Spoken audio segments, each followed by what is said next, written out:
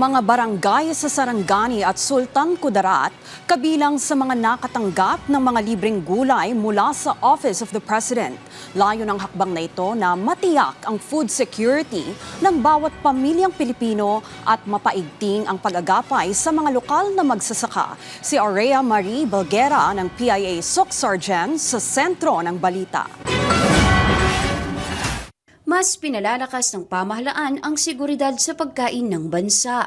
Ito'y sa pamamagitan ng paglulunsad ng nationwide buying at distribution ng gulay kasabay ang pagdiriwang ng Labor Day nitong May 1 ayon sa Office of the President. Tinatayang abot sa 5 toneladang sari-saring gulay ang naipamahagi ng pamahalaan sa mga residente sa Palimbang, Sultan Kudarat. Bukod dito, nasa 5 toneladang gulay din ang naibigay sa 8 coastal barangays na sakop ng Malapatan, Sarangani. Ang mga gulay ay direktang binili ng pamahalaan mula sa lokal na mga magsasaka alinsunod sa direktiba ni Pangulong Ferdinand R. Marcos Jr.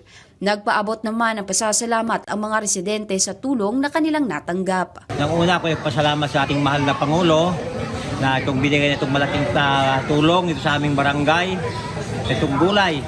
Dahil ito ay isang pangailangan ng aming constituent. Ito napakalaking tulong, lalong-lalo na sa ngayon na panahon, itong panahon natin na krisis. Dahil sa umisa ng mga tao hindi makapagtrabaho dahil sa El Nino. Dito, para ngayon lang ito na nag-init at hindi kami nakapagtanim. Kaya maraming salamat, mahal na Pangulo, itong tulong na ito na nabigay mo dito sa amin sa Barangay Dumulol. Laking pasasalamat din ng mga benepisyaryo dahil malaking tulong ang mga gulay lalo na ngayong panahon ng tag-init. Aldaw ako, Presidente, maraming salamat sa ibinigay niyo sa amin na tulong.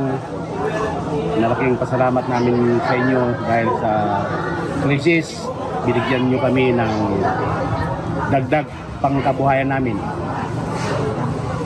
Sa pamamagitan ng vegetable distribution ay mas napapatibay ang pagsulong ng pamahalaan na masiguro na ang bawat tahanan ay may masustansya at sapat na pagkain ang bawat hapag.